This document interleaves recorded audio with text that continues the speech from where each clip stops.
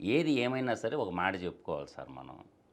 ఈరోజు ఒకప్పుడు చంద్రబాబు నాయుడు గారు ముఖ్యమంత్రిగా ఉన్నప్పుడు మైక్రోసాఫ్ట్ కంపెనీని భాగ్యనగరానికి తీసుకొచ్చి భాగ్యనగరాన్ని సౌభాగ్యనగరంగా మలిశాడు. హైదరాబాద్‌ని. హైదరాబాద్‌తో పాటు ప్రతి కుటుంబం సౌభాగ్యనగరంగా మారింది. ఇలా 9.5 లక్షల మంది ఎంప్లాయ్‌మెంట్ ఉన్నారంటే ప్రత్యక్షంగా, పరోక్షంగా ఒక ఉద్యోగం ఇంటూ 4 ఏసుకోవాలి సార్. అవును.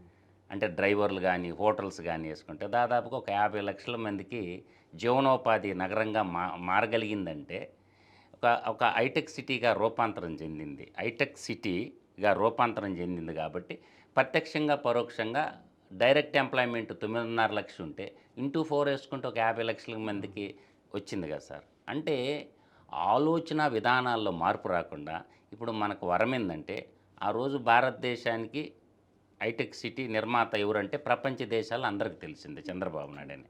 ఇప్పుడేమొచ్చింది ఆర్టిఫిషియల్ సిటీ. ఆర్టిఫిషియల్ సిటీ అనేది ఇలా వైజాగ్‌లో తయారవబోతుంది. అది మన ఉభయ తెలుగు రాష్ట్రాలకి గర్వకారణం సార్. ఇటు తెలంగాణకి హైటెక్ సిటీ, అటు సీమాంధ్రకి వైజాగ్‌లో ఆర్టిఫిషియల్ ఇంటెలిజెన్స్ సిటీ. ఒకప్పుడు డేటా సెంటర్. ఆ! అంటే ఆర్టిఫిషియల్ ఇంటెలిజెంటే అదే. సార్ దాని అవును. రకం. మీరు డేటా సెంటర్ అన్నా కూడా డెస్టినేషన్‌గా మారబోతుంది ఆర్టిఫిషియల్ ఇంటెలిజెన్స్‌కి.